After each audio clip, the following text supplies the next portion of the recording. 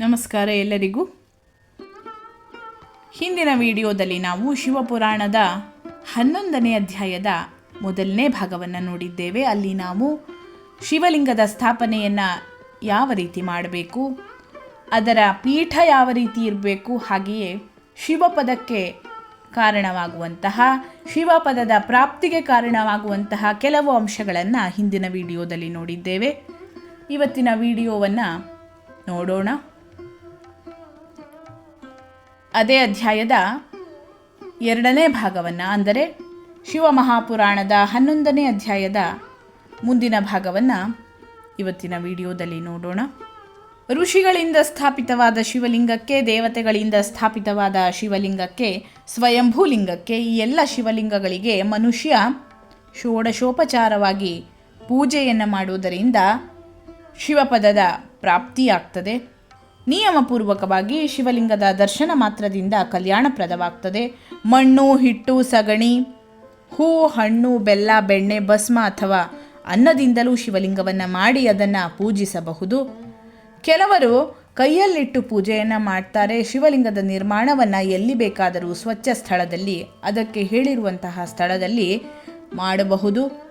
ಶಿವದೇವರು ಎಲ್ಲ ಕಡೆಗಳಲ್ಲಿ ಭಕ್ತರ ಪ್ರಯತ್ನಾನುಸಾರ ಫಲವನ್ನು ಕೊಡ್ತಾರೆ. ಶ್ರದ್ಧಾಭಕ್ತಿಯಿಂದ ಶಿವಭಕ್ತನಿಗೆ ಶಿವಲಿಂಗದ ದಾನ ಅಥವಾ ಲಿಂಗದ ಮೂಲ್ಯದಷ್ಟು ದಾನ ನೀಡುವುದರಿಂದ ಶಿವಲೋಕದ ಪ್ರಾಪ್ತಿಯಾಗ್ತದೆ. ಪ್ರತಿದಿನ 10,000 ಪ್ರಣವ ಮಂತ್ರದ ಜಪ ಅಥವಾ 2 ಸಂಧ್ಯಾ ಸಮಯದಲ್ಲಿ 1,000 ಪ್ರಣವದ ಜಪವನ್ನು ಮಾಡಿ, ಈ ಕ್ರಮವು ಶಿವಪದದ ಪ್ರಾಪ್ತಿಗೆ ಕಾರಣವೆಂದು ತಿಳಿಯಬೇಕು. ಜಪ ಕಾಲದಲ್ಲಿ ಮಹಾದಂಡ ಪ್ರಣವದ ಉಚ್ಚಾರಣೆ ಮನಸ್ಸನ್ನು ಶುದ್ಧಿ ಮಾಡುವಂತಹದ್ದು. ಸಮಾಧಿ ಸ್ಥಿತಿಯಲ್ಲಿ ಮಾನಸಿಕ ಜಪದ ವಿಧಾನವು, ಹಾಗೆಯೇ ಬೇರೆಲ್ಲ ಸಮಯದಲ್ಲಿ ಉಪಾಂಶು ಜಪವನ್ನೇ ಮಾಡಬೇಕು.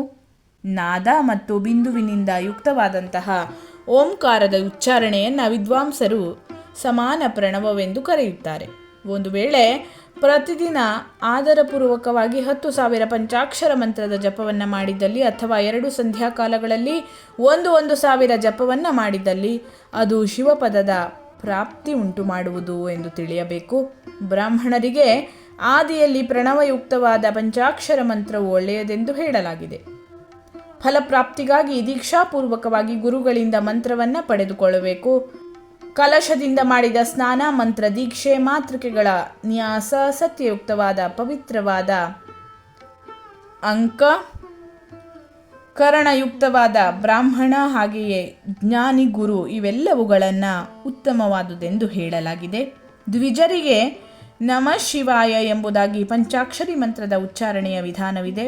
ದ್ವಿಜೇತರಿಗೆ ಅಂತ್ಯದಲ್ಲಿ ನಮಃ ಪದವನ್ನು ಪ್ರಯೋಗಿಸಿ ಶಿವಾಯ ನಮಃ ಎಂಬುದಾಗಿ ಉಚ್ಚಾರಣೆಯ ವಿಧಿ ಇದೆ. ಸ್ತ್ರೀಯರಿಗೂ ಕೂಡ ಕೆಲವೊಂದು ಕಡೆ ವಿಧಿಪೂರ್ವಕ ಅಂತ್ಯದಲ್ಲಿ ನಮಃ ಇದನ್ನು ಜೋಡಿಸಿ ಉಚ್ಚರಿಸುವ ವಿಧಾನವಿದೆ. ಕೆಲವೊಂದು ಋಷಿ ಬ್ರಾಹ್ಮಣ ಸ್ತ್ರೀಯರಿಗೆ ನಮಃ ಪೂರ್ವಕವಾಗಿ ಜಪದ ಅನುಮತಿಯನ್ನು ಕೊಡಲಾಗಿದೆ ಅಂತ ಹೇಳಿದರೆ ಅವರು ನಮಃ ಶಿವಾಯ ಜಪವನ್ನು ಮಾಡಬಹುದು. ಪಂಚಾಕ್ಷರ ಮಂತ್ರದ 5,000 ಜಪವನ್ನು ಮಾಡುವುದರಿಂದ ಮನುಷ್ಯನು ಸದಾಶಿವನಿಗೆ ಸಮಾನನಾಗ್ತಾನೆ.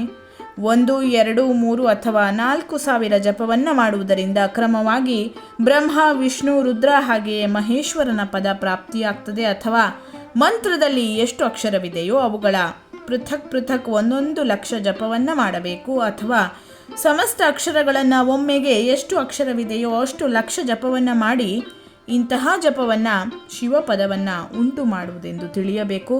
ಒಂದು ವೇಳೆ 1000 ದಿನಗಳಲ್ಲಿ ಪ್ರತಿದಿನ 1000 ಜಪವನ್ನು ಕ್ರಮವಾಗಿ ಮಾಡಿ ಪಂಚಾಕ್ಷರ ಮಂತ್ರದ 10 ಲಕ್ಷ ಜಪವನ್ನು ಪೂರ್ಣ ಮಾಡಿ ಪ್ರತಿದಿನ ಬ್ರಾಹ್ಮಣರಿಗೆ ಭೋಜನವನ್ನು ಹಾಕಿಸಿದ್ದೇ ಆದಲ್ಲಿ ಮನೋಭೀಷ್ಟ ಸಿದ್ಧಿಸ್ತದೆ.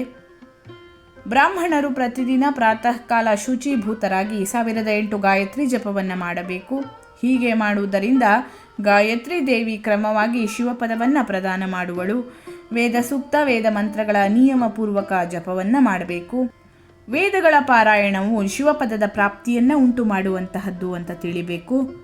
ಅನೇಕ ಮಂತ್ರಗಳು ಎಷ್ಟು ಅಕ್ಷರವಿದೆಯೋ ಅಷ್ಟು ಬಾರಿ ಜಪವನ್ನು ಮಾಡಬೇಕು. ತಮ್ಮ ರುಚಿಗನುಸಾರ ಯಾವುದಾದರೊಂದು ಮಂತ್ರವನ್ನು ತನ್ನದಾಗಿಸಿ ಮೃತ್ಯು ಪರ್ಯಂತ ಪ್ರತಿದಿನ ಅದನ್ನು ಜಪಿಸಬೇಕು, ಅಥವಾ ಓಂ ಇದನ್ನು 1000 ಬಾರಿ ಪ್ರತಿದಿನ ಜಪಿಸಬೇಕು. ಈ ರೀತಿಯಾಗಿ ಮಾಡುವುದರಿಂದ ಶಿವದೇವರ ಆಜ್ಞಾನುಸಾರ ಎಲ್ಲ ಮನೋರಥಗಳ ಸಿದ್ಧಿಯಾಗ್ತದೆ.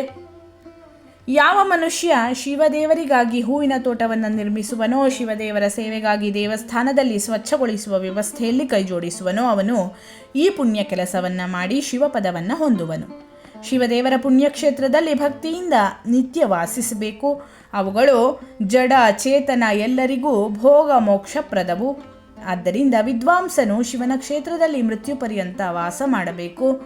ಮನುಷ್ಯರಿಂದ ಸ್ಥಾಪಿತವಾದ ಶಿವಲಿಂಗದ 4 ಬದಿ 100 ಕೈ ಅಳತೆಯವರೆಗೆ ಪುಣ್ಯಕ್ಷೇತ್ರವೆಂದು ಕರೆಯಲಾಗಿದೆ. ಋಷಿಗಳಿಂದ ಸ್ಥಾಪಿತವಾದ ಶಿವಲಿಂಗದ 4 ದಿಕ್ಕು, ಹಾಗೆಯೇ 1000 ಕೈ ಅಳತೆಯವರೆಗಿನ ಜಾಗ ಪುಣ್ಯಕ್ಷೇತ್ರವೆಂದು ಹೇಳಲ್ಪಟ್ಟಿದೆ. ಅದೇ ರೀತಿ ದೇವತೆಗಳಿಂದ ಸ್ಥಾಪಿತವಾದ ಶಿವಲಿಂಗದ 4 ದಿಕ್ಕು ಹಾಗೂ 1000 ಕೈ ಅಳತೆಯವರೆಗೆ ಪುಣ್ಯಕ್ಷೇತ್ರವೆಂದು ತಿಳಿಯಬೇಕು.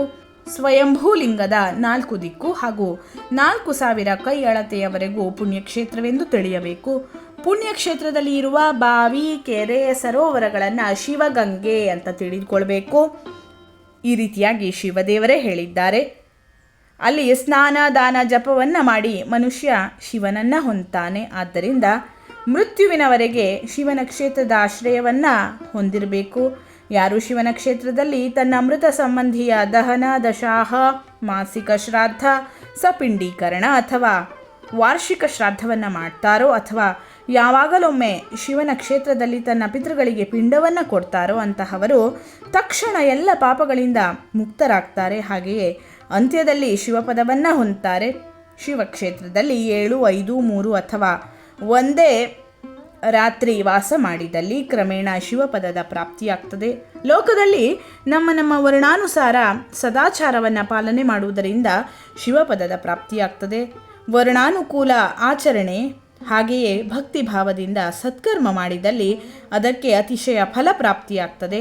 ಕಾಮನೆಯೊಂದಿಗೆ ಮಾಡಿದ ಕರ್ಮಕ್ಕೆ ಶ್ರೇಷ್ಠ ಫಲಪ್ರಾಪ್ತಿಯಾಗ್ತದೆ. ಯಾವುದರ ಆಶ್ರಯವನ್ನು ಹೊಂದಿ ಎಲ್ಲ ಸ್ತ್ರೀ ಪುರುಷರು ಶಿವಪದವನ್ನು ಹೊಂದುವರೋ ಅಂತಹ ನಿಷ್ಕಾಮ ಭಾವದಿಂದ ಮಾಡಿದ ಎಲ್ಲ ಕರ್ಮಗಳು ಸಾಕ್ಷಾತ್ ಶಿವಪದದ ಪ್ರಾಪ್ತಿಯನ್ನು ಉಂಟು ಮಾಡ್ತದೆ. ದಿನಕ್ಕೆ 3 ವಿಭಾಗಗಳಿರ್ತವೆ: ಬೆಳಿಗ್ಗೆ, ಮಧ್ಯಾಹ್ನ ಹಾಗೆಯೇ ಸಾಯಂಕಾಲ. ಈ 3ರಲ್ಲಿ ಕ್ರಮವಾಗಿ ಒಂದೊಂದು ಪ್ರಕಾರದ ಕರ್ಮ ಸಂಪಾದನೆಯನ್ನು ಮಾಡಲಾಗ್ತದೆ. ಪ್ರಾತಃ ಕಾಲವನ್ನು ಶಾಸ್ತ್ರವಿಹಿತವಾದ ನಿತ್ಯ ಕರ್ಮದ ಅನುಷ್ಠಾನ ಮಾಡುವ ಸಮಯವೆಂದು ತಿಳಿಯಬೇಕು. ಮಧ್ಯಾಹ್ನ ಕಾಲವು ಸಕಾಮ ಕರ್ಮಕ್ಕೆ ಉಪಯುಕ್ತವೆಂದು ತಿಳಿಯಬೇಕು. ಸಾಯಂಕಾಲವು ಶಾಂತಿ ಕರ್ಮಗಳಿಗೆ ಉಪಯುಕ್ತವು ಎಂಬುದಾಗಿ ತಿಳಿಯಬೇಕು. ಇದೇ ರೀತಿ ರಾತ್ರಿಯನ್ನು ಕೂಡ ವಿಭಾಜಿಸಲಾಗಿದೆ. ರಾತ್ರಿಯ 4 ಪ್ರಹರದಲ್ಲಿ ಮಧ್ಯದ 2 ಪ್ರಹರಗಳನ್ನು ನಿಶೀಥ ಕಾಲವೆಂಬುದಾಗಿ ಹೇಳಲಾಗಿದೆ. ಆ ಕಾಲದಲ್ಲಿ ಕೈಗೊಂಡಂತಹ ಶಿವನ ಪೂಜೆಯು ಮನೋಭೀಷ್ಟವನ್ನು ಕೊಡುವಂತಹದ್ದು. ಈ ರೀತಿಯಾಗಿ ತಿಳಿದು ಕರ್ಮವನ್ನು ಮಾಡುವಂತಹ ಮನುಷ್ಯ ಯಥೋಕ್ತ ಫಲವನ್ನು ಹೊಂದುತ್ತಾನೆ. ಕಲಿಯುಗದಲ್ಲಿ ವಿಶೇಷವಾಗಿ ಕರ್ಮದಿಂದ ಫಲದ ಸಿದ್ಧಿಯಾಗ್ತದೆ. ತಮ್ಮ ಅಧಿಕಾರಕ್ಕೆ ಅನುಸಾರವಾಗಿ ಮೇಲೆ ಹೇಳಿದ ಯಾವುದೇ ಕರ್ಮದಿಂದ ಶಿವಾರಾಧನೆ ಮಾಡುವವನು ಒಂದು ವೇಳೆ ಸದಾಚಾರಿಯಾಗಿದ್ದಲ್ಲಿ ಹಾಗೂ ಪಾಪ ಕರ್ಮಕ್ಕೆ ಹೆದರುವವನು ಆಗುವನು. ಆತ ತನ್ನ ಕರ್ಮಕ್ಕೆ ತಕ್ಕ ಫಲವನ್ನು ಹೊಂದುತ್ತಾನೆ. ಹೇ ಸೂತರೆ, ನೀವು ನಮಗೀಗ ಯಾವುದರ ಆಶ್ರಯವನ್ನು ಹೊಂದಿ ಎಲ್ಲ ಸ್ತ್ರೀ ಪುರುಷರು ಶಿವಪದವನ್ನು ಹೊಂದುವರೋ ಅಂತಹ ಪುಣ್ಯಕ್ಷೇತ್ರಗಳ ಬಗ್ಗೆ ಹೇಳಿದ್ದೀರಿ. ಹೇ ಸೂತರೆ, ಯೋಗಿಗಳಲ್ಲಿ ಶ್ರೇಷ್ಠರೇ ಶಿವಕ್ಷೇತ್ರಗಳ ಹಾಗೆಯೇ ಶಿವ ವಿಷಯಕ ಶಾಸ್ತ್ರಗಳ ವರ್ಣನೆಯನ್ನು ಮಾಡಿ ಅಂತ ಅಲ್ಲಿ ಸೇರಿರುವಂತಹ ಋಷಿ ಶ್ರೇಷ್ಠರು ಸೂತ ಮಹರ್ಷಿಯನ್ನು ಕೇಳ್ತಾರೆ. ಆಗ ಸೂತರು ಉತ್ತರವನ್ನು ಕೊಡ್ತಾ ಹೇಳ್ತಾರೆ: ಹೇ ಋಷಿವರೇಣ್ಯರೇ, ಎಲ್ಲ ಕ್ಷೇತ್ರಗಳ ಹಾಗೂ ಶಿವ ಆಗಮಗಳ ವರ್ಣನೆಯನ್ನು ನಾನೀಗ ಮಾಡ್ತೇನೆ, ಕೇಳಿ ಅಂತ ಹೇಳಿ ಮುಂದಿನ ಅಧ್ಯಾಯವನ್ನು ಪ್ರಾರಂಭಿಸ್ತಾರೆ.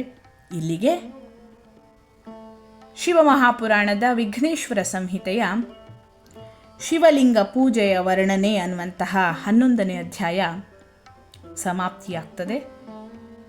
ಮುಂದಿನ ವಿಡಿಯೋದಲ್ಲಿ